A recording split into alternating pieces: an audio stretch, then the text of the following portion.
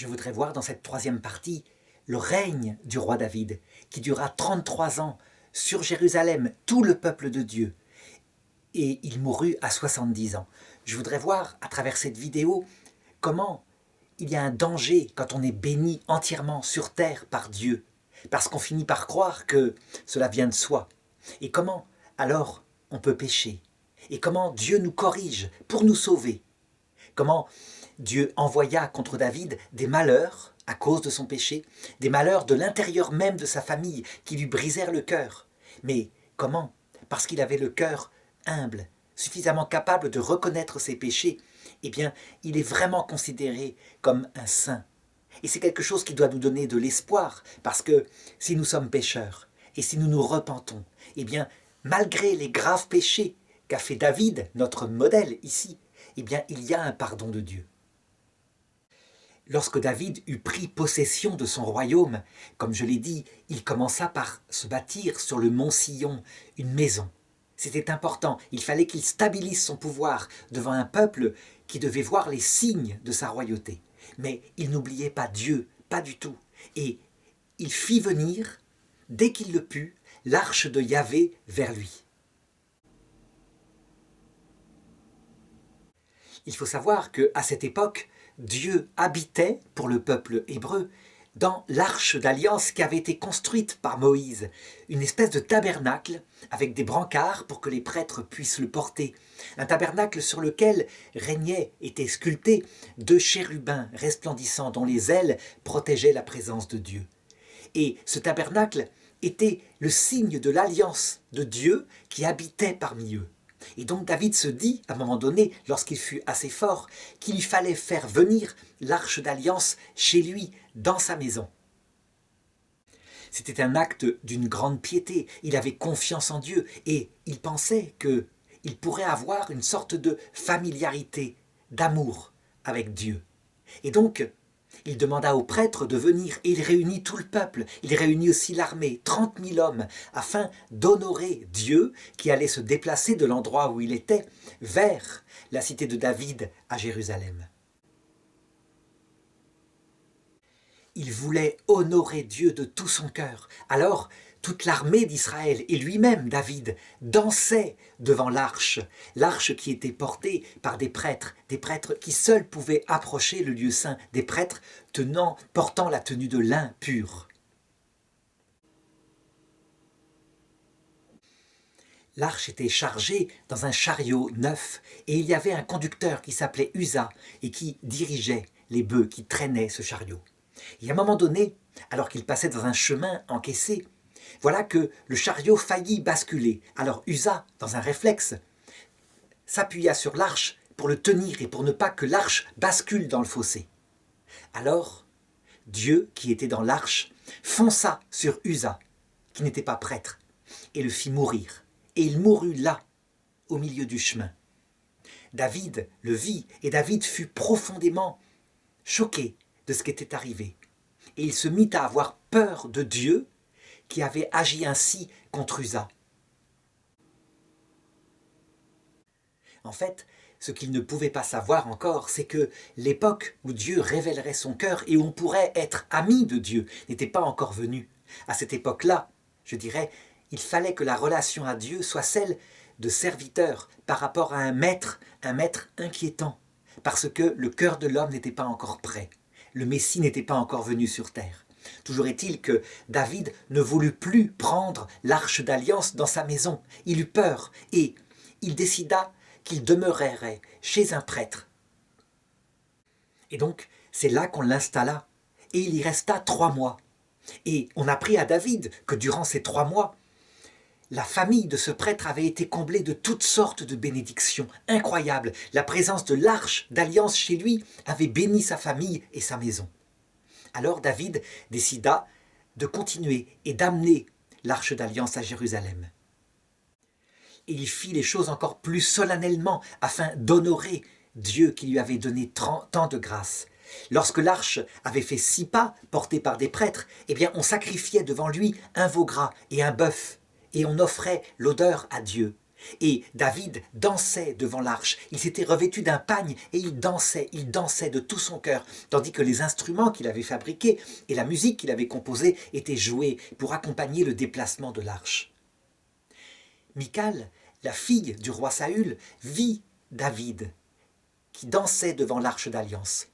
Il faut savoir que Michal était la femme que David, lorsqu'il était jeune, avait achetée, on peut dire quelque sorte, au prix de 100 guerriers hittites qu'il avait tués avec ses hommes pour pouvoir l'épouser. Il était devenu ainsi le gendre de Saül. Et donc, quand Michal le vit ainsi en pagne qui dansait devant l'arche, eh bien, elle le méprisa dans son cœur, parce qu'elle estima que ce n'était pas digne de la part d'un roi.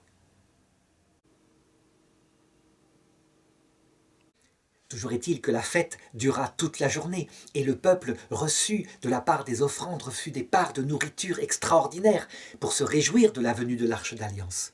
Quand il rentra dans sa maison le soir, Michal lui fit la réflexion acide suivante. Alors donc, ainsi, le roi est beau, il s'est mis en valeur devant ses servantes en dansant comme ça et on voyait son impudicité.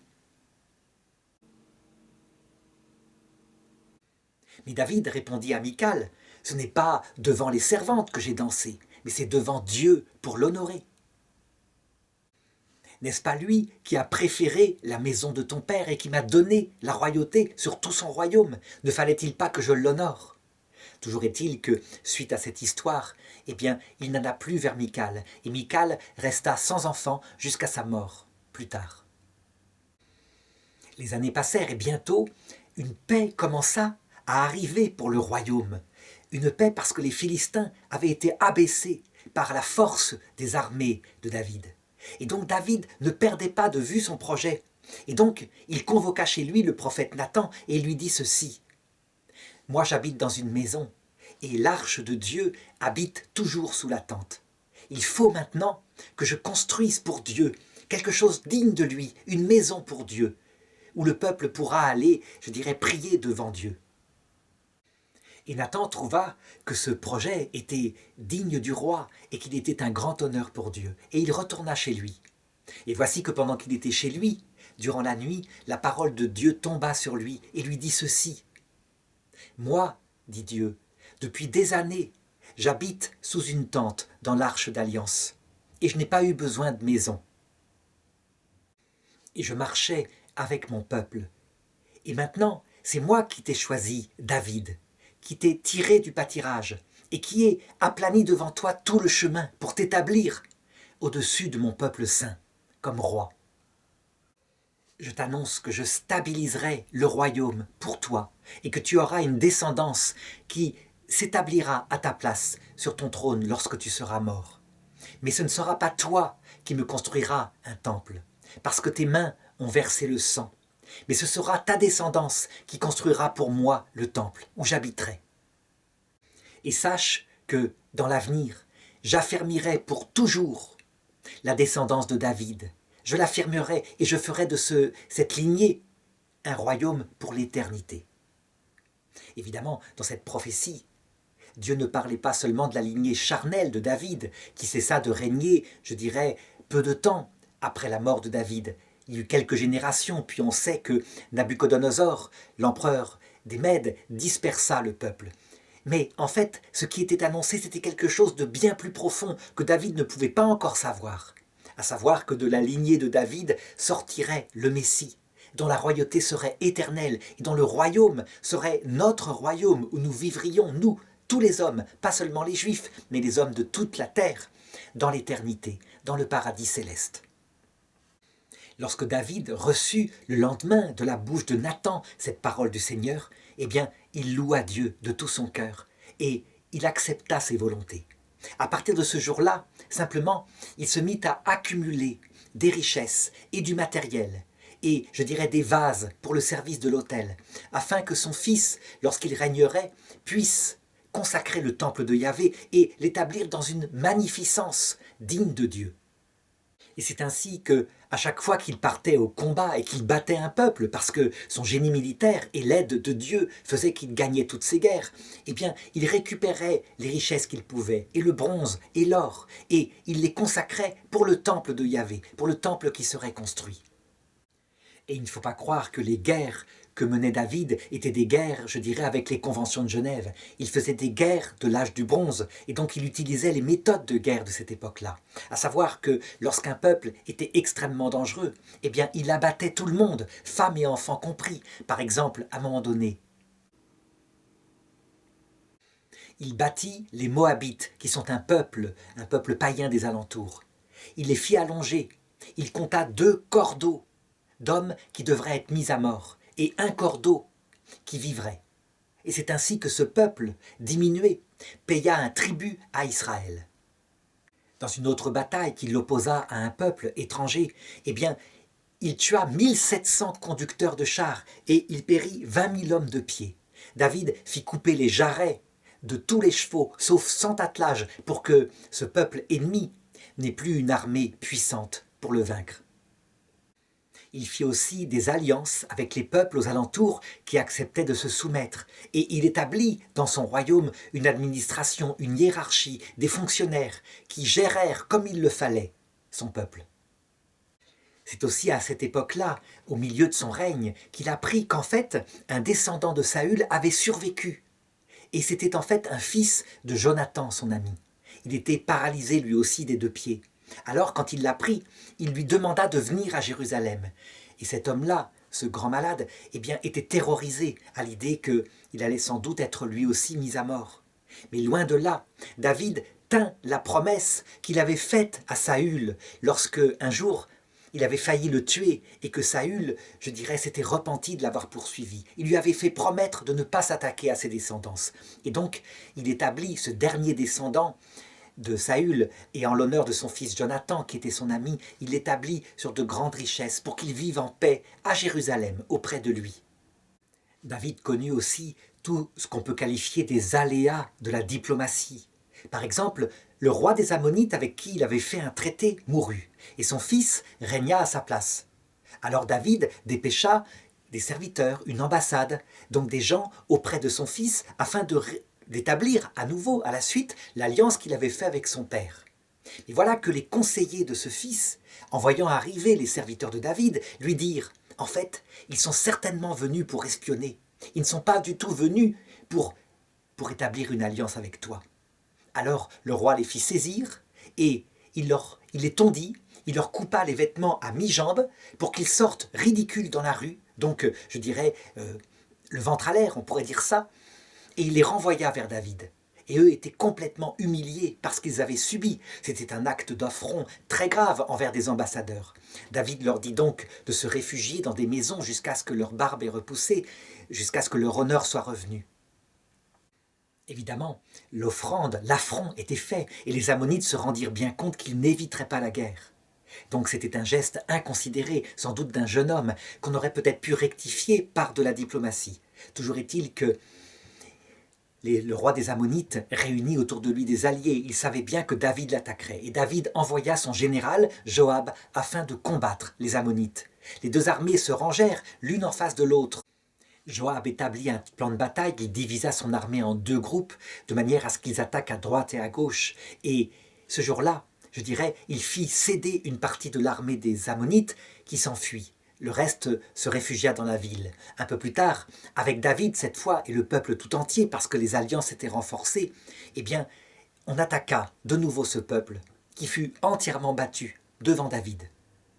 700 attelages de chevaux furent tués et 40 000 hommes de pied furent tués en cette bataille. Si bien que, on peut le dire, à partir de ce moment-là, plus aucun ennemi ne se leva devant David et une sorte de paix s'établit manifestement dans son royaume. Cette puissance de David, l'intelligence au combat, mais aussi ce serviteur Joab, un si bon général, tout cela faisait que David, qui était vieillissant, eh bien, se sentait tranquille dans sa maison, avec ses richesses. Et, je dirais, à un moment donné, un peu comme ça se passe quand le temps passe, que le poids du jour est là, eh bien, il laissa aller sa vertu. Et voilà ce qu'il se passa. Je voudrais raconter ici le péché majeur de David. David était donc sur sa maison. Il faisait chaud, c'était l'été. Joab était au front avec ses soldats contre les Ammonites. Il était sur son toit et voilà qu'il vit, sur une autre maison dans Jérusalem, une femme magnifique, qui prenait son bain sur sa terrasse en pensant que personne ne pouvait la voir, puisque sa maison était plus haute que les autres maisons. Il n'y avait que le palais de David qui était sur le mont Sion. Et donc, il la reluqua, il la convoita.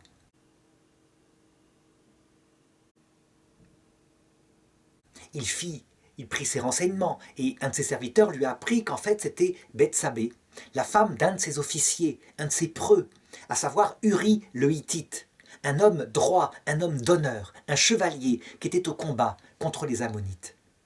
Comme il n'était pas là, David fit venir sa femme Bethsabée dans son palais, et il coucha avec elle. On ne sait pas quelles étaient ses intentions à elle, mais toujours est-il que résister à un tel roi, c'était peine perdue. Toujours est-il qu'elle tomba enceinte et elle le fit savoir à David. C'était la chose très embêtante, parce que, selon la loi de Moïse, une femme qui a fauté ainsi, et c'était le cas de Bethsabée, puisqu'elle n'avait pas connu sexuellement son mari depuis des mois et des mois, eh bien, une femme qui commet un tel péché doit être tirée en dehors de la ville et lapidée. Et donc, David décida d'arranger les choses, et c'était pas compliqué. Il fit venir de l'armée Uri le Hittite, et il le convoqua pour l'interroger sur les états des combats, sur comment se passait la bataille, etc. Et ensuite, après l'avoir récompensé pour son courage, etc., eh bien, il lui dit d'aller chez lui, d'aller dormir. Seulement, Uri le Hittite n'était pas n'importe qui. Il avait ses hommes au combat, il avait ses hommes qui risquaient leur vie chaque jour, et l'arche d'alliance qui était sur le terrain aussi. Aussi, il avait promis par serment de ne pas dormir, je dirais, dans le calme, comme ça, dans sa maison. C'était trop décalé par rapport à ses combats. Et donc il dormit avec la garde du palais de David. Et il ne retourna pas chez sa femme. On informa David, qui fut très embêté, et qui lui dit « Mais comment se fait-il que tu ne te reposes pas? Tu as un petit peu de permission. » Et lui expliqua pourquoi. Alors David mangea et but avec lui, et il l'enivra, en pensant que, ayant bu, eh bien, sa résolution tomberait et qu'il irait dormir chez sa femme et coucher avec elle. Mais lorsqu'il eut bien bu, eh bien, il alla se coucher de nouveau avec les gardes de David. Il n'y avait rien à faire. L'affaire était très embêtante, donc. Alors le lendemain, David convoqua Uri le Hittite et lui donna une lettre pour la porter au général, une lettre de confiance, donc scellée, qu'il ne devait pas ouvrir. Et dans cette lettre, il y avait marqué « Le porteur de cette lettre, tu le mettras au cœur des combats pour qu'il meure. » Et Joab, le général, reçut cette lettre. Alors, il plaça, je dirais, les hommes de Uri le Hittite et l'officier Uri en tête des combats, là où ils étaient confrontés, je dirais, aux arcs et aux flèches des Ammonites. Et ce qui devait arriver arriva. Il y eut une escarmouche, et les archers ammonites tirèrent sur les soldats d'Israël, et plusieurs d'entre eux furent tués. C'était, je dirais, absolument absurde. Ils savaient bien se battre, et normalement, jamais il n'y aurait dû y avoir de mort. Mais la position était tellement découverte que c'est ce qui arriva. Alors Joab envoya une lettre et un messager à David pour l'informer qu'il y avait eu des pertes dans l'armée. Et il lui dit ceci, si le roi se met en colère en disant « Mais pourquoi ne vous êtes pas vous mis à couvert? Pourquoi vous êtes mis sous la portée des flèches des ennemis ?» Eh bien, tu lui diras que malheureusement dans le combat, Uri le Hittite a trouvé la mort. Et c'est ce que fit le serviteur. Et c'est ainsi que se termina l'histoire. Quant à Bethsabée, la femme d'Uri, eh bien, elle porta le deuil douloureusement. Et David, généreusement, la fit venir dans son palais pour l'aider, cette pauvre veuve. Et ensuite, il lui proposa de l'épouser. Les choses étaient bien, bonnes, propres, réglées. Je dirais, il n'y avait plus de problème. La parole de Dieu fut alors adressée à Nathan, le prophète, qui reçut l'ordre de se rendre auprès de David. Et Nathan arriva et lui dit ceci, « Majesté, je dois te raconter une affaire qui me tient à cœur. Et je connais un homme pauvre, un homme droit. Il avait comme seule richesse une brebis, une seule brebis. Et il avait un voisin richissime, avec tous les troupeaux qu'on puisse imaginer. Et cet homme, son voisin, reçut des amis chez lui. Et plutôt que de prendre pour les nourrir quelques brebis de son troupeau, il prit la brebis de mon ami. Il la tua et il la prépara pour que ses amis puissent manger. David, entendant cette histoire, cette injustice profonde, se mit en colère et dit « Mais ça ne se passera pas comme cela. Que cet homme soit apporté et qu'il soit mis à mort, et quant à celui à qui il a volé sa brebis, qu'on lui donne 4 brebis de son troupeau en paiement. » Alors Nathan lui dit, cet homme, c'est toi, c'est toi. Mon serviteur Uri le Hittite avait une seule épouse, qu'il aimait, qu'il chérissait plus que tout. Et il était dévoué à ton service. Toi, tu as toutes les plus belles femmes à tes pieds, celles que tu veux. Et qui as-tu convoité? Son unique femme. Et en plus, tu l'as fait assassiner, parce qu'elle était tombée enceinte. Et alors Nathan prononça contre David la malédiction. Parce que tu as fait cela, jamais l'épée ne se retirera de ta descendance. Jamais. Et ainsi parle Yahvé, je vais de ta propre maison faire surgir contre toi le malheur. Je prendrai tes femmes sous tes yeux et je les livrerai à ton prochain, qui conclura avec tes femmes à la vue de ce soleil. Lorsque David entendit cela, et lorsqu'il prit conscience de ce qu'il avait fait, parce qu'en fait, dans son hubris c'est un terme qui veut dire l'exagération, sans doute parce qu'il avait trop de gloire. Il ne s'était même pas rendu compte de ce qu'il avait fait, lui qui avait été amené dans ces combats à ruser tellement si souvent. Eh bien, il se repentit de tout son cœur, et devant Nathan, je dirais, il tomba en larmes, en regrettant ce qu'il avait fait. Et ce sentiment n'était pas vain, il était sincère, si bien que la parole de Dieu tomba de nouveau auprès de Nathan, qui lui dit ceci. « Parce que tu t'es repenti ainsi, eh bien tu ne mourras pas, mais l'enfant qui va naître de ta femme mourra, lui. » Et effectivement, quelque temps plus tard, l'enfant né de Bethsabée fut frappé par Dieu, par une maladie, et il tomba malade. Et David, à partir de ce moment-là, se mit à se comporter dans la plus grande pénitence. Il se revêtit de cendres et il jeûna afin que Dieu guérisse cet enfant, afin que Dieu écoute sa prière. Et ses serviteurs le voyaient ainsi, dans une grande affliction, jeûner pour son enfant. Et un jour, l'enfant mourut. Donc Dieu n'exauça pas David sur ce point-là. Et les serviteurs n'osaient pas annoncer à David que l'enfant était mort, parce qu'ils se disaient, il jeûne alors qu'il n'est pas mort, que va-t-il faire maintenant qu'il est mort? Quand David vit ses serviteurs qui étaient tout silencieux, tout gênés, il comprit que l'enfant était mort, et il leur demanda, ils leur confirmèrent. Alors, curieusement, il ôta ses vêtements de deuil, il se lava, il se parfuma, et il mangea. Et les serviteurs étaient surpris, et ils lui demandèrent, « Mais comment ça se fait que tu jeûnais avant, et maintenant qu'il est mort, tu te parfumes et tu manges ?» Alors David leur répondit, « Tant que l'enfant était malade, je jeûnais, parce que je cherchais à obtenir de Dieu miséricorde. Maintenant que l'enfant est mort, je ne peux plus rien pour lui. Ce n'est pas lui qui reviendra vers moi, c'est moi qui un jour irai vers lui. »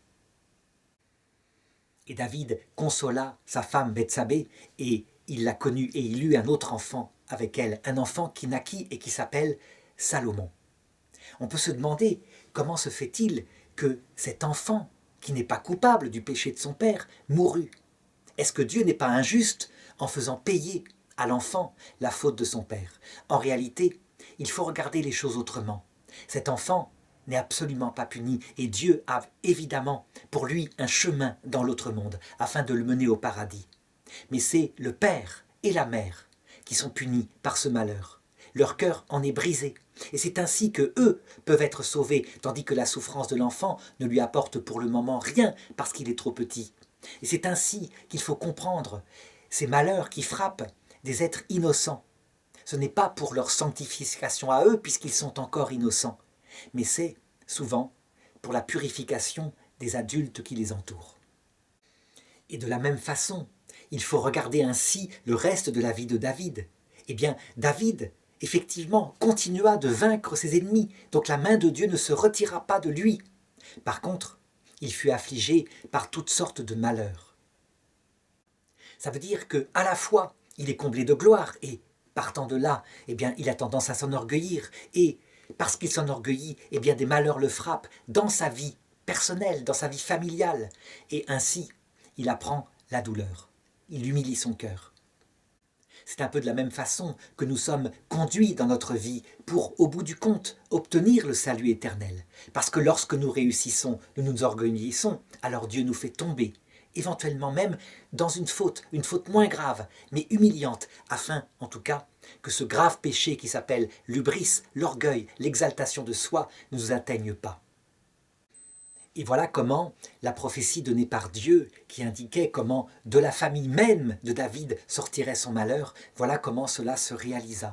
D'abord, cela commença de la façon suivante. David, je l'ai dit, avait plusieurs femmes, de nombreuses femmes et beaucoup d'enfants. Il les aimait beaucoup, ces enfants. Parmi ses enfants, il avait Absalom, un jeune homme magnifique, de grande stature, extrêmement intelligent, populaire, avenant envers les autres. Et Absalom avait une sœur qu'il aimait beaucoup et qui s'appelait Tamar. Elle était revêtue de vêtements bariolés, comme c'est le cas pour toutes les vierges, filles de rois, lorsqu'elles ne sont pas encore mariées. Or, une autre des femmes de David avait eu un autre fils, qui s'appelait Amnon. Et voilà que Amnon, en voyant la beauté de Tamar, la grâce qui émanait d'elle, tomba amoureux d'elle de telle façon qu'il s'en rendit malade. Et il commença à maigrir, à ne plus manger sur son lit. Véritablement, c'était une passion dévorante. Cette passion n'était pas que sentimentale, elle était sexuelle, comme on va le voir par la suite. Toujours est-il que le serviteur d'Amnon lui demandait pourquoi il était tellement malade, et il lui répondit « Je suis amoureux fou de ma demi-sœur ». Alors, le serviteur ne savait pas comment faire, et il eut l'idée suivante, il lui dit ceci « Mets-toi au lit, fais le malade, et moi je demanderai à Tamar de venir te préparer un petit plat parce que tu en as besoin pour guérir. Et elle le fera. Elle pourra ainsi venir dans ta maison et tu pourras lui parler. » Et c'est ce que fit Amnon. Et il demanda même la permission au roi que Tamar puisse venir dans sa maison pour sa convalescence. Et le roi, David, accepta. Ainsi la jeune fille vint chez lui et lui prépara un plat. Elle fit la cuisine devant lui, vraiment toute innocente, ne savant pas ce qui l'attendait. Elle lui apporta le plat, et à ce moment-là, il se dévoila. Il lui dit « Couche avec moi, maintenant, couche avec moi, car je suis fou de passion pour toi. » Mais elle répondit « Mon frère, ça ne se fait pas, jamais je ne le ferai, jamais. Mais va voir le roi, et demande-lui ma main, et tu pourras m'épouser, et alors nous pourrons être ensemble. » Et lui insistait, et il l'attrapait, et elle pleurait. Elle disait « Non, non, ne me violente pas, ça ne se fait pas en Israël, s'il te plaît, ne me violente pas. Que deviendrai-je? Où sera mon honneur? Et toi, tu porteras cette honte. » Mais lui, il ne l'écouta pas, il l'attrapa, il la maîtrisa, et il la viola. Et non seulement il la viola, mais après avoir assouvi sur elle, je dirais son instinct sexuel, eh bien, lorsque ce fut fait, il se mit à la mépriser. Autant il avait aimé, il l'avait désirée, autant il la détesta et il la méprisa. Et il demanda à son serviteur de la chasser de sa maison. Ce qu'il fit, il la mit à la porte, il ferma la porte derrière elle. Alors Tamar, en larmes, se mit à crier, elle déchira sa tunique colorée, elle mit de la poussière sur sa tête, elle mit la main sur sa tête, et elle revint, tout en larmes, vers son frère Absalom, qui la recueillit dans sa maison. Et son frère Absalom, je dirais, à partir de là, éprouva une haine violente pour son demi-frère Amnon, qui avait ainsi déshonoré sa sœur. Et il lui dit « Ne te prends pas trop le cœur avec cette histoire. Relève-toi, ma sœur, ne te prends pas trop la tête. Tu n'as rien fait. C'est lui le coupable. Tu n'as rien fait. » Et Absalom, je dirais, reçut sa sœur chez lui et il la protégea pour qu'elle se remette de ce malheur qu'elle avait subi. Absalom, quant à lui, il ne parla pas, ni en mal, ni en bien, il ne parla pas de cette histoire. En fait, il préparait sa vengeance, il la préparait calmement, intelligemment. Il attendait le bon moment. Et 2 ans passèrent ainsi, où rien ne se passait, on n'en parlait plus de cette histoire, après tout. Et un jour, Absalom alla voir le roi et lui dit « Permets à tous mes frères et à toutes mes sœurs de venir chez moi. Je vais faire un grand banquet pour tout le monde. Et viens toi aussi. Tu seras invité. Nous ferons ainsi une fête. » Mais le roi lui répondit « Nous serons trop nombreux. Ça te coûtera une fortune. Non, non, non. Laissons les choses là, comme cela. » Alors Absalom insista en disant « Fais au moins venir Amnon, mon demi-frère, au moins que lui puisse venir ainsi fêter les choses. » Et David se dit, bon, un seul frère, ça ira, et il accepta que Amnon vienne chez lui. Évidemment, Absalom avait prévu une embuscade, il avait dit à ses serviteurs, lorsque Amnon aura bu et lorsqu'il aura mangé et qu'il sera très détendu à table, au signe que je vous indiquerai, jetez-vous sur lui et tuez-le. Et c'est ce qu'il se passa. On le tua pendant le repas. Et les autres frères de Amnon qui étaient là, devant ce crime, eh bien s'enfuirent tous en montant sur leurs ânes. Ils s'enfuirent de ce repas. Et la nouvelle traversa, je dirais, les plaines et remonta jusqu'au palais, jusqu'à la cité de David et arriva aux oreilles de David. On lui annonça que Absalom avait fait tuer tous les enfants du roi. Devant cette nouvelle catastrophique, David déchira ses vêtements, c'est le signe du deuil à cette époque-là, et se coucha par terre dans une grande affliction. Mais un peu plus tard, voilà qu'un serviteur arriva et dit « Non, non, Majesté, tous les enfants du roi ne sont pas morts, c'est juste Amnon qui l'a fait tuer. Il l'a fait tuer pour se venger de ce qu'avait fait subir Amnon il y a quelque temps à Tamar, ta fille. » Absalom, son geste accompli, s'enfuit de devant le roi, parce qu'il savait que la colère du roi se lèverait contre lui, et il resta réfugié dans un endroit lointain pendant 3 ans. Au bout de 3 ans, Joab, le général de David, vit que David était très malheureux de l'absence d'Absalom, son fils qu'il aimait beaucoup, et qu'il aurait bien aimé le revoir. Et donc, il décida d'arranger la réconciliation entre le père et le fils. Et voilà un peu comment il arrangea les choses. Il alla trouver une femme qui voulait demander justice au roi, et il la paya, afin qu'elle tienne devant lui un rôle. Parce qu'il faut savoir que le roi David rendait justice pour son peuple et recevait les doléances de son peuple. Donc il mit dans sa bouche les paroles qu'il fallait. Et cette femme vint auprès de David, et elle lui raconta l'histoire suivante. Elle lui dit « J'ai 2 fils, et l'un s'est fâché avec l'autre, et il l'a tué. Et maintenant, je dirais, dans ma famille, on veut tuer mon autre fils parce qu'il a tué mon premier fils. On veut faire appliquer sur lui la vengeance. Et je ne veux pas, je vais perdre mes 2 fils si ça continue comme cela. » Alors David lui dit, « Ne t'inquiète pas, j'irai parler à ta famille et on arrangera les choses afin que la vengeance ne s'applique pas à ton 2e fils et que tu ne perdes pas toute ta descendance. » Alors la femme lui dit, « Je voudrais parler à mon seigneur. » Et lui dire que, en fait, ces paroles m'ont été mises par Joab, ton général, parce que tu as aussi, toi, un fils qui a tué ton autre fils.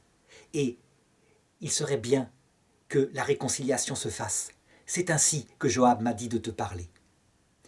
Le roi alla trouver Joab et trouva que, je dirais, ce qu'il proposait était juste. Et c'est ainsi que, missionné par David, Joab se rendit auprès d'Absalom et obtint de lui son retour dans Jérusalem, à la condition cependant qu'il ne présenterait pas son visage devant le roi, qui ne voulait pas le voir. Puis les choses finirent par s'arranger, et le roi accepta, je dirais sur invitation de Joab, de revoir son fils Absalom. On pourrait dire que l'histoire s'arrête là, et que Absalom, après tout, n'avait fait que venger l'honneur de sa fille. Mais Dieu avait prévu qu'il faudrait d'autres malheurs pour le roi David. Et c'est ce qui se passa par la suite avec Absalom. Et ce que je vais raconter maintenant fut permis par Dieu, en fait, pour sauver David, le père d'Absalom, pour le sauver de son orgueil. Orgueil bien naturel, avec tout le succès qui lui tombait dessus. Voilà comment les choses se passèrent. À partir d'un certain moment, Absalom, qui était donc un jeune homme magnifique, extrêmement intelligent, extrêmement loyal, même comme on l'a montré, puisqu'il avait risqué sa propre vie, son propre honneur, pour sauver la réputation de sa sœur, en fait, pas de sa fille, mais de sa sœur. Eh bien, Absalom, lors de son retour à Jérusalem, commença à se trouver beaucoup plus intelligent, beaucoup mieux que son propre père, son père qui régnait sur Israël. Et il se dit, je dirais dans son arrogance, tout à fait normale, étant donné les talents qu'il avait reçus, qu'il devrait bien prendre le pouvoir à la place de son père. Et à partir de ce moment-là, il commença à comploter, tandis que son père, qui était âgé d'à peu près 60 ans, ne se rendait compte de rien. Il s'était un peu endormi sur son confort avec des serviteurs si brillants comme Joab qui combattait pour lui. Pourtant, son père aurait dû se rendre compte des choses. Absalom n'avait pas eu d'enfant, certes, mais comme il n'avait pas eu d'enfant, il s'était fait construire un magnifique bâtiment en son honneur qu'on appelait le bâtiment d'Absalom. Tout ça pour sa gloire. Et puis, il commença à aller voir les gens qui se rendaient à Jérusalem afin d'être jugés par le roi ou par la maison du roi. Et il les rencontrait et il leur disait « Quelle est ton affaire ?» Et les gens racontaient. Et alors Absalom disait, « Si jamais tu t'adressais à moi, tu obtiendrais justice car ton cas est absolument juste. Mais malheureusement, si tu t'adresses à la cour du roi, tu n'obtiendras sans doute rien du tout, parce que ça fonctionne mal. » Si bien que tous les justiciables qui n'obtenaient pas justice selon leurs désirs, eh bien, se tournaient avec affection vers Absalom et avaient beaucoup de rancune contre le roi. Absalom agit ainsi pendant 4 ans, s'attirant, je dirais, la sympathie d'un nombre de plus en plus grand de gens, et particulièrement des gens extérieurs à la tribu de Juda, c'est-à-dire du côté d'Israël, des 10 autres tribus. Et un jour, lorsqu'Absalom sentit que la chose était mûre, eh bien il alla voir son père et il lui demanda la permission d'aller à Hébron pour y sacrifier à Dieu sur l'autel de Yahvé. Et David, n'y voyant pas à mal, le lui permit. En fait, il voulait aller là-bas pour se faire proclamer roi. Il y avait 200 hommes dans le secteur qui ne connaissaient rien à tout ce qui se tramait, à qui il dit « Lorsque vous entendrez sonner les trompettes, etc., proclamez partout que Absalom est le roi. » Et eux, qui étaient absolument innocents du complot, firent comme il avait dit. Et c'est ainsi qu'il se proclama roi. Il s'attacha aussi un homme extrêmement sage, extrêmement intelligent, un homme qui avait été jusqu'ici conseiller de David et qui lui donna tous les conseils judicieux. Cet homme, lorsqu'on l'écoutait en Israël, eh bien sa parole était presque entendue comme la parole de Dieu, parce que ses conseils étaient toujours judicieux et intelligents. Évidemment, le roi David fut informé de cela et il comprit tout de suite ce qu'il se passait. Et alors il comprit que, parce que la conjuration était extrêmement forte et qu'il ne l'avait pas vue, il fallait qu'il fuit Jérusalem. Il le dit à ses serviteurs, « Fuyons Jérusalem, parce que sinon notre vie ne sera pas préservée. Absalom nous mettra tous à mort. » Et ils fuirent Jérusalem. Tous ses serviteurs fidèles le servirent et une partie de son armée, ses gardes et tout cela. On peut dire que dans cette grande tribulation, David constata ce qu'était l'amitié et ce qu'était la trahison. C'est un petit peu ce que vit toute personne qui est, je dirais, très haute et qui tout d'un coup tombe à terre. Il vit des hommes extrêmement loyaux, comme par exemple un étranger à Jérusalem, arrivé depuis 2-3 ans, et qui le suivit. Et lui dit, mais tu es étranger, reste donc à Jérusalem, tu ne risques rien. Mais lui dit, quel que soit ton sort, parce que je sais que tu es un homme bien, quel que soit ton sort, qu'il t'arrive malheur ou bonheur, je serai avec toi pour te suivre. Et il vit, au contraire, des gens de sa propre famille, comme Absalom, le trahir gravement. On peut dire que, face à cette situation, l'attitude de David est un peu l'attitude que tout homme sage, mûri sous le harnais, peut avoir, tout homme aussi qui aime Dieu. Son attitude est mélangée, et je vais essayer de la décrire. D'abord, fondamentalement, une confiance en Dieu. Par exemple, alors qu'il s'enfuyait de Jérusalem, eh bien, un homme de l'entourage de Saül, le roi dont il avait pris le pouvoir, se mit le long de la route, alors qu'il passait avec sa garde à sa droite, à sa gauche, et se mit à le maudire avec une violence extraordinaire. « Homme de sang, c'est bien fait pour toi, le sang de Saül te retombe sur la tête, tu l'as cherché, tu l'as eu, et tu périras maintenant. » Il y avait un garde qui était à la droite de David et qui lui dit « Laisse-moi donc aller lui couper la tête, ne te laisse pas insulter comme ça. » Et David répondit « Pourquoi lui couperais-je la tête? Si Dieu le fait parler, alors, dans ce cas-là, tu lui couperais la tête, tu ne ferais pas taire la malédiction. Et si ça vient de lui, eh bien, je dirais, je serai rétabli dans mon royaume. » Et cet homme marchait toujours le long de la route, et ceci pendant des kilomètres, en le maudissant, en lui lançant des cailloux, en lui lançant de la poussière, et eux passaient en silence, comme ça, au milieu de la route. Attention, il a certes cet abandon à Dieu, mais il a aussi l'idée que si cet homme ne maudit pas au nom de Dieu, il se vengera de lui. Et donc, bien plus tard, lorsqu'il sera devenu très vieux, et c'est raconté dans le premier livre des rois, il dira à son fils Salomon, à propos de cet homme qui l'avait maudit, et à qui il avait promis ce jour-là de ne pas le tuer par l'épée. « Tu ne le laisseras pas vivre, tu lui feras payer ce qu'il a fait ce jour-là. » Ça veut dire que Salomon reste un homme, et la vengeance est en lui. On peut voir exactement la même attitude humaine, purement humaine. Par exemple chez Mohamed. Mohamed qui était attaqué violemment par des tas d'hommes qui le trahissaient lors de sa fuite de la Mecque, eh bien, lorsqu'ils tombèrent en son pouvoir, Alors il se vengea d'eux et il les tua. Il y avait en particulier un poète qui avait écrit des poèmes satiriques pour se moquer de lui. Il fut exécuté. On voit, ce sont des attitudes humaines à mettre en comparaison avec l'attitude de Jésus, évidemment, qui est une attitude divine, mais qui viendra plus tard, qui, je dirais, transfigurera l'attitude humaine. Jésus, tué par des gens qui ricanaient de lui à la croix, eh bien, on le sait, priait pour leur salut. Et lorsqu'ils apparurent dans l'autre monde, ces gens-là, quelques années plus tard, lorsqu'ils moururent, loin de se venger d'eux, il leur proposa son pardon s'ils se repentaient. La deuxième attitude de David face à cette tribulation fut l'intelligence politique. À savoir, par exemple, il y eut un homme qui le rejoint, un homme qui était de ses serviteurs, et qui vint vers lui en disant « Je te suivrai partout ». Et David lui dit « Va plutôt rejoindre Absalom. Et alors tu rendras, je dirais, vains les conseils que lui donneront l'homme sage qui s'est allié à lui. Tu me raconteras aussi ce qu'il fait. » Et cet homme-là accepta d'être un peu son espion auprès de Salomon.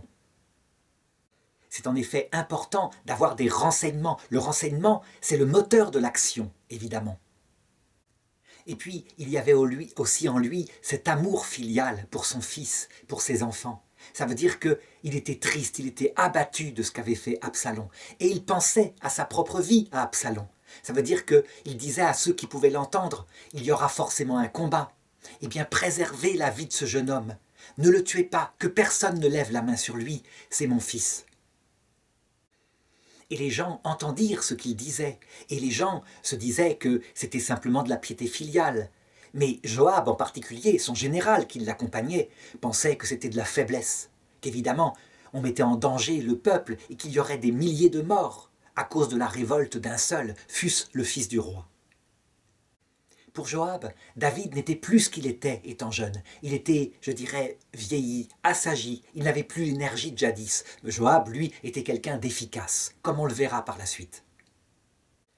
Finalement, David est un homme de confiance, de foi en Dieu, il connaît son péché, et en même temps un homme, simplement un homme.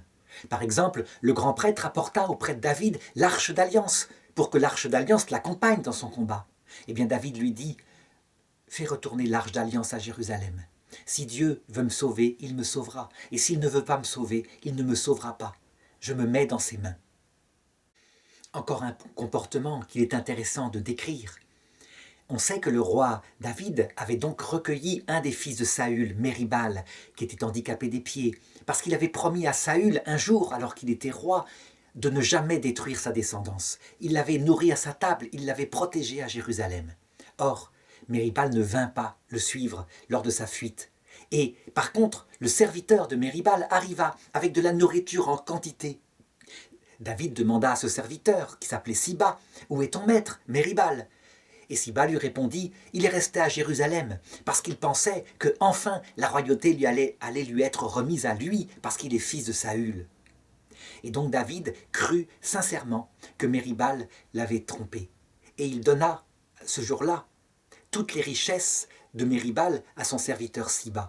Seulement, plus tard, lorsque l'affaire fut terminée et qu'il rentra à Jérusalem, il interrogea tout de même Méribal et lui demanda « Pourquoi n'étais-tu pas venu avec moi lorsque j'ai fui ?» Et Méribal lui dit « Mon serviteur m'a trompé. Il m'a dit « Inutile de venir, inutile de suivre le roi, alors que je lui avais demandé de sceller l'âne pour que je te suive. Mais maintenant, toi, tu jugeras en vérité. Je sais que tu es comme l'ange de Dieu qui voit les choses. » Et donc David décida de ne pas, je dirais, se venger sur lui du tout et de lui laisser une partie de ses biens.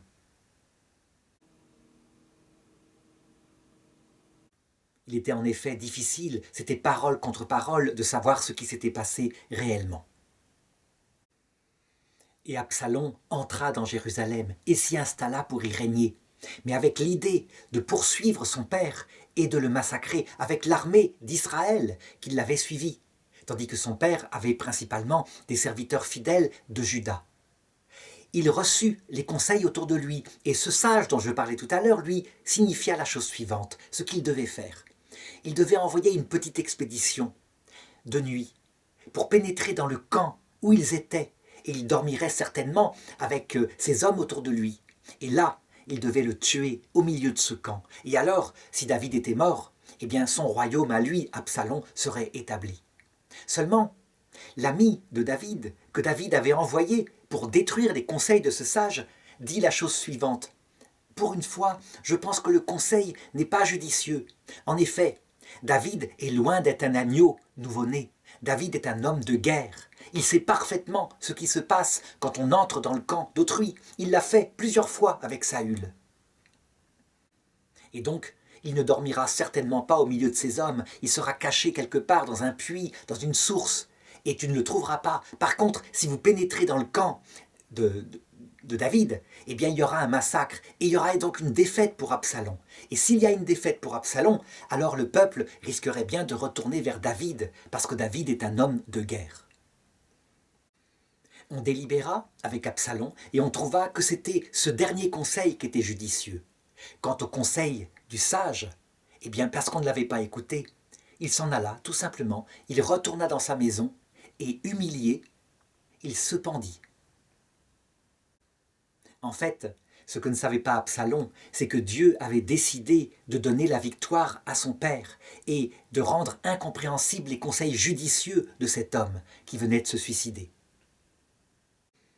Et donc, plutôt que de tuer par ruse David, eh bien finalement ce qui fut décidé, ce fut une bataille en terrain découvert, une bataille rangée. Absalom nomma un général à la tête de ses armées et il combattit au milieu des hommes pour les encourager. David, quant à lui, divisa son armée en 3 corps et il dit qu'il allait lui aussi combattre. Mais Joab l'en dissuada en disant « Toi, si tu te fais tuer au combat, c'est comme si 100 000 hommes étaient morts. Tandis que nous, si nous périssons, c'est rien si tu es encore là. Donc tu ne dois pas combattre avec nous, ta vie doit être préservée. » Et David se rangea à son conseil. Et on se leva pour le combat, et David répéta à ceux qui voulaient l'entendre « Si vous trouvez le jeune Absalom, ne touchez pas à sa vie, préservez sa vie, par amour pour moi. » Le combat se déroula violemment, et l'armée d'Absalom perdit pied devant l'armée de David. La bataille eut lieu dans une forêt, et 20 000 hommes d'Israël, donc d'Absalom, périrent ce jour-là. Quant à Absalom, il décida de fuir au milieu du tumulte. Il était monté sur un mulet et sa tête se prit dans un térébinthe, un grand arbre touffu. Il essayait de se dégager, mais il n'y arrivait pas. Un homme vit qu'il était pris comme ça, suspendu dans l'arbre, tandis que sa monture était partie outre, et il prévint Joab. Et Joab lui dit « Mais pourquoi ne l'as-tu pas tué? Ça aurait réglé le problème tout de suite. » Et le soldat répondit « Quand bien même tu me donnerais un monceau d'or, je ne le tuerais pas. J'ai entendu la parole de David, ne touchez pas à la vie du jeune homme. » Alors Joab haussa les épaules, prit trois lances et les planta dans le cœur d'Absalom. Et 10 hommes qui étaient autour de lui plantèrent aussi leurs javelots dans le corps d'Absalom, qui mourut ainsi pendu à son arbre. Évidemment, leur chef étant mort, les restes de l'armée d'Israël se débanda encore plus, et Joab les fit poursuivre, puis arrêta la poursuite, parce que ça ne servait à rien.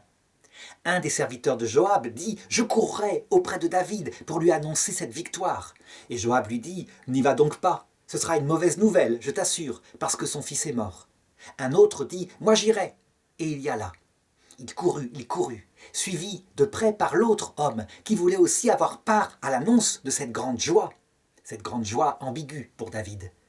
Le premier homme arriva auprès de David et il dit « C'est une victoire totale, c'est magnifique, tes armées ont vaincu. » Et le roi lui demanda « Et qu'est-il devenu du jeune Absalom ?» Et cet homme répondit « Je ne sais pas, j'ai vu un grand tumulte quand je suis parti, quelque part, mais je ne sais pas ce qui est arrivé. » À ce moment-là, arriva le deuxième jeune homme qui courait. Et David lui demanda « Qu'est-il arrivé au jeune Absalom ?» Et l'homme lui dit « Ah, si le sort de tous les ennemis de mon Seigneur pouvait être celui du jeune Absalom, il a été tué. » Alors ce jour-là, David déchira ses vêtements, sincèrement bouleversé. Il se mit de la poussière sur la tête, c'est le signe encore une fois du deuil, de la tristesse. Et ainsi, la victoire immense de son armée se transforma en deuil. Et les gens avaient la tête baissée. Ils voyaient le roi triste qui était là et qui pleurait. Joab arriva auprès du roi et le vit dans cet état et vit toute l'armée qui, loin de fêter la victoire, était comme abattue. Alors il s'énerva et il dit au roi « Qu'est-ce que c'est que cette histoire? Quel drôle de roi tu fais là ?» Ainsi donc, parce que ton fils qui t'a trahi est mort, tu es en deuil complètement. Et si nous étions morts au combat, alors tu serais dans la joie? C'est quoi? Tu récompenses comme ça ceux qui se sont battus pour toi, pour ta vie? Je te le dis, si tu ne sors pas maintenant pour montrer au peuple ta reconnaissance, eh bien ton royaume, tu le perdras. Et David se rangea au conseil de son général, Joab. Il sortit et il remercia chaleureusement le peuple qui s'était battu pour lui. Puis il revint à Jérusalem. Évidemment, ceux qui avaient trahi, eh bien, ne voulaient pas revenir. Ils avaient peur, je dirais, d'une punition venant du roi. Un petit peu, on pourrait dire, la situation ressemble un petit peu à ce qui se passa au moment de la libération de la France en 1944. Ça veut dire qu'il y avait manifestement des gens qui avaient collaboré dans cette trahison. Eh bien, David apesa les choses et invita Israël à revenir vers lui en disant « Moi, je vous ai gouverné, vous avez fait une faute, mais il y aura un pardon, manifestement. » Cette intelligence politique, cette absence de dureté, qui ressemble un petit peu finalement à l'attitude de De Gaulle qui essaya de réconcilier les deux Frances, très vite, eh bien, fit que le peuple tout entier revint vers lui et l'établit de nouveau comme roi sur tout Israël et Juda. Le roi récompensa aussi fortement ceux qui l'avaient aidé dans ce grand malheur, comme Barzillai par exemple, un homme très riche qui avait nourri son armée lorsqu'elle était ainsi en fuite. Et David lui dit, alors que c'était un homme très âgé, « Viens donc à Jérusalem, tu mangeras à la table du roi, tu passeras une vieillesse heureuse. » Mais Barzillai lui répondit, « Je suis trop âgé, je reste chez moi. Mon Seigneur m'honore, mais merci, merci, je reste chez moi.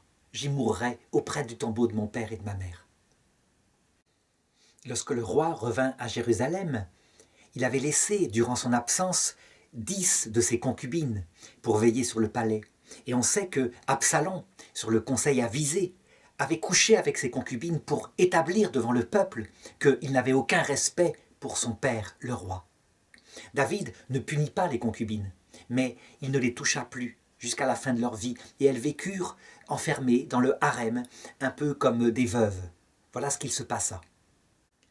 La fin de la vie de David ne se passa pas totalement en paix. Il y eut encore des combats, des séditions, je dirais des villes qui se révoltèrent. Mais finalement, peu à peu, sa force se rétablit, on peut dire, et la paix s'installa sur son royaume. Seulement, malgré, je dirais, le coup de chaud qu'il avait eu avec Absalom, eh bien, David ne devint pas entièrement, je dirais, pur et humble. Au contraire, il pécha encore beaucoup. Par exemple, à un moment donné, il décida de faire une chose que Dieu avait interdite véritablement, à savoir un recensement du peuple. Pourquoi Dieu interdisait-il le recensement? Parce que le nombre des brebis de Dieu appartient à Dieu seul, et que l'homme ne doit pas le mesurer pour en faire une gloire. Or, David voulait, vers la fin de sa vie, se réjouir de l'immensité de la fécondité qu'il avait permis par ses victoires, par les richesses qu'il avait données à son peuple. Joab lui dit, ne fais pas une chose comme cela. Voyons. Mais David le força à le faire, et donc Joab envoya des officiers partout, en Israël et en Juda, pour faire le compte des hommes. Et on trouva du côté d'Israël 800 000 hommes sachant tirer les armes, et du côté de Juda 500 000 hommes sachant tirer les armes. On ne compta pas les femmes, on ne compta pas les enfants, on ne compta pas les vieillards. Alors, ce jour-là, la parole de Dieu fut envoyée à David à travers le prophète de Gad, qui vint le trouver et lui dit « Tu as commis là, effectivement, un grand péché, une grande faute devant Dieu. Et donc, choisis une punition, choisis-la, elle est entre tes mains. Soit il y aura 3 années de famine que subira ton peuple, soit il y aura 3 mois où tu seras livré entre les mains de tes ennemis, les Hittites, soit il y aura 3 jours où ton peuple sera livré à la peste. Choisis. » Et David était dans une grande angoisse. Et il se dit que je ne sois pas livré à la main de mes ennemis. Je ne connais pas la pitié de mes ennemis, mais je connais la pitié de Dieu. Que je sois donc livré à Dieu. Et il choisit la peste. Et David, un peu plus tard, vit l'ange du Seigneur, qui était là avec son épée et qui frappait le peuple. Et David était bouleversé. Et il disait à Dieu, « C'est moi qui ai péché. Ce n'est pas le peuple, et c'est eux qui sont frappés, et ils sont innocents. Pourquoi? Et il ne comprenait pas. David vit ensuite l'ange qui s'approchait de Jérusalem pour la frapper. Mais Dieu arrêta l'ange et l'empêcha de frapper Jérusalem. Et c'est ainsi que le fléau tomba. Mais il y eut 70 000 morts par cette peste. C'est là une histoire qu'il faut véritablement regarder. La Bible la raconte de la façon suivante.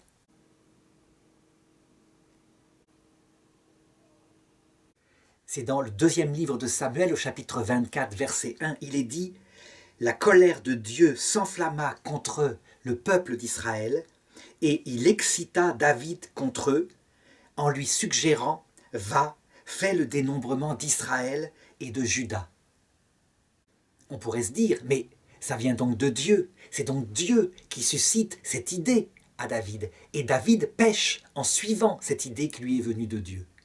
En fait, on n'aura l'explication de tout cela qu'avec Jésus-Christ, finalement. À savoir que Dieu, lui, ce qu'il regarde, c'est le cœur des hommes. Le cœur des hommes. Et lorsqu'il voit son propre peuple, qui, comblé de victoire, devient orgueilleux, eh bien, il utilisera tous les moyens pour que son orgueil tombe. Il abaisse les puissants et il élève les humbles. Ainsi, ce fut pour le sauver que Dieu, par le geste de David, manifesta l'orgueil de ce peuple d'Israël si puissant. Et c'est pour, je dirais, le délivrer de cet orgueil que le peuple tout entier fut frappé, et pas seulement David qui avait eu cette idée. Parce que, en fait, le recensement n'était qu'un symptôme, la cause était l'orgueil. Et c'est toujours de cette façon-là qu'il faut regarder, y compris les épreuves de l'Église, qui sont quelque part un petit peu la prolongation d'Israël sur la terre entière, ou de l'islam. Eh bien, à chaque fois que ces religions sont trop puissantes, fussent-elles l'alliance de Dieu, Dieu peut les frapper, les diviser, leur faire perdre des fidèles, afin de leur apprendre l'humilité. Parce que c'est la grâce de Dieu qui fait grandir un arbre ou qui le fait péricliter, pour le salut éternel, bien sûr.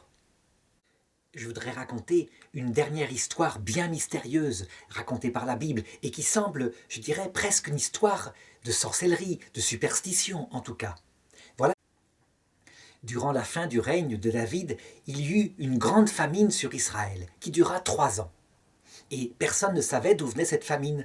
Alors David alla interroger Dieu auprès de l'Arche d'Alliance, et Dieu lui dit ceci. « Il y a une dette de sang sur Saül, le roi précédent, et sur sa famille, parce que Saül a trahi un jour son serment et a tué les Gabaonites à qui il avait promis fidélité et protection. » Ça avait été effectivement une grande trahison, quelque chose d'incompréhensible pour les Gabaonites, ce peuple qui n'était pas, je dirais, hébreu, mais qui était allié à l'époque avec Saül. Et donc, apparemment, cette dette de sang pesait sur le peuple comme une malédiction.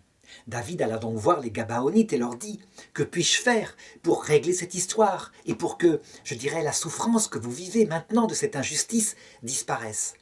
Et les Gabaonites répondirent « Tu ne peux rien faire en termes d'argent. Tu ne peux pas non plus nous donner la vie de quelqu'un de ton peuple. Ça servira à rien. Ce n'est pas ça le problème. Le problème, c'est ce qu'a fait Saül, le roi. C'est sa trahison. C'est ce qu'il a fait lui et sa famille. » Alors David leur répondit « Demandez ce que vous voulez et je le ferai. » Et ces gens demandèrent la chose suivante. « Livre-nous 7 descendants de la famille de Saül, afin que nous les mettions à mort pour ce péché que fit leur père. Livre-nous 7 de leurs descendants et la malédiction s'arrêtera. » Et David accepta. Il épargna Méribal, le fils de Jonathan, à qui il avait promis, je dirais, de ne jamais l'atteindre. Mais il prit 2 de ses fils, et il prit 5 fils d'un autre fils de Saül, et il les livra aux Gabaonites, qui les tuèrent, qui leur coupèrent les mains et les pieds, qui les pendirent dans leur ville. Il y avait là, dans la ville où on les pendit, où on les supplicia, une ancienne concubine de Saül qui vivait. Et lorsqu'elle vit cela, eh bien, elle se posta auprès des corps, et elle servait d'épouvantail pour éviter que les oiseaux du ciel ne viennent dévorer leur chair, et la nuit aussi pour que les lions ne viennent pas les manger. Et elle le fit plusieurs jours. Et lorsque David apprit ça, eh bien, il se fit remettre les ossements de ces personnes, mais aussi les ossements de Saül et ceux de Jonathan, et il leur donna une sépulture digne. Qu'est-ce que signifie ce texte ? Eh bien, il signifie sans doute la chose suivante qu'on peut revoir à notre époque. Quand une grave faute a été commise par les autorités d'un pays, il arrive souvent que sur des générations, cette faute pèse sur le cœur du peuple et il ne s'en remet pas. On a vu de manière analogique la chose se passer en France, par exemple, suite à la Seconde Guerre mondiale.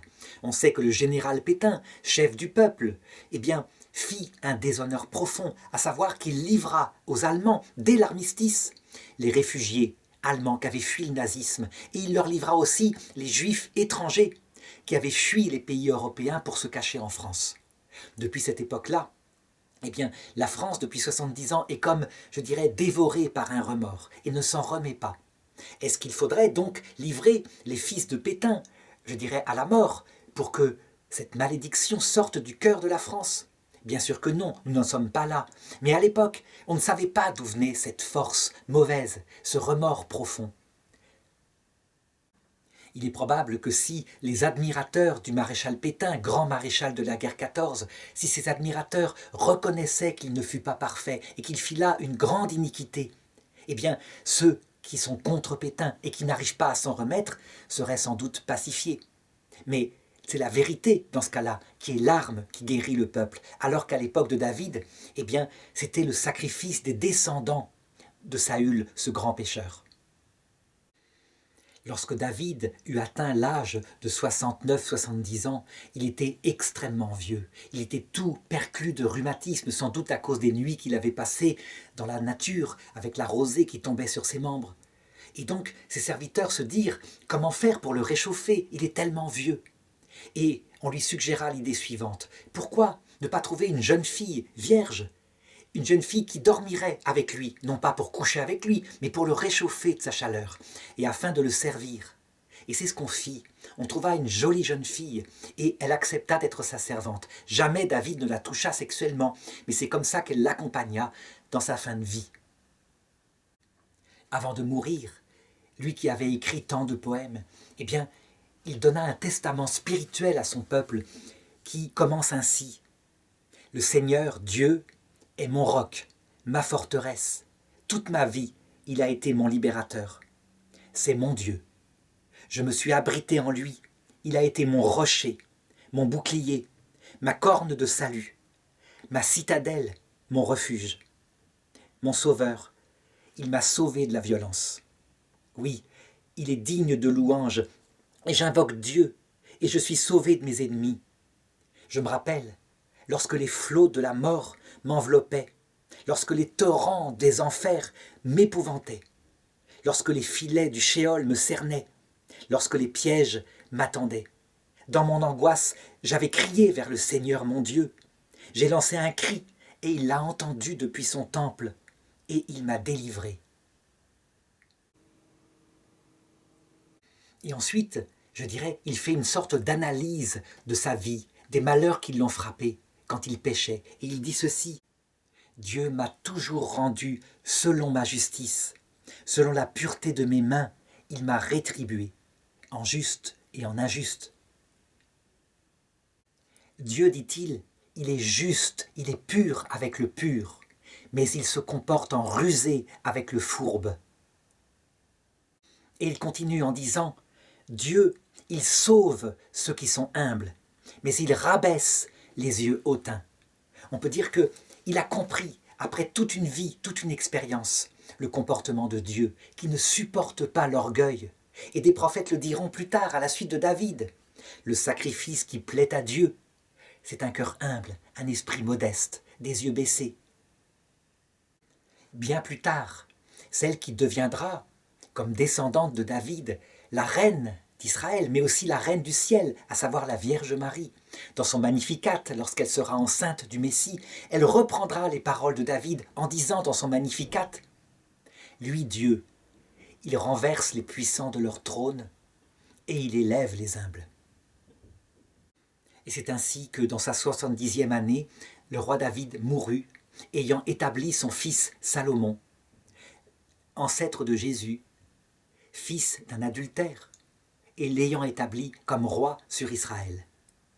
Il rejoignit l'autre monde dont il ne connaissait pas encore la nature, mais elle lui fut révélée, Et on peut dire que s'il avait encore quelque chose à purifier, il le purifia, et que maintenant, il est au paradis, comme un sage, comme quelqu'un qui a lavé son manteau à travers une vie difficile.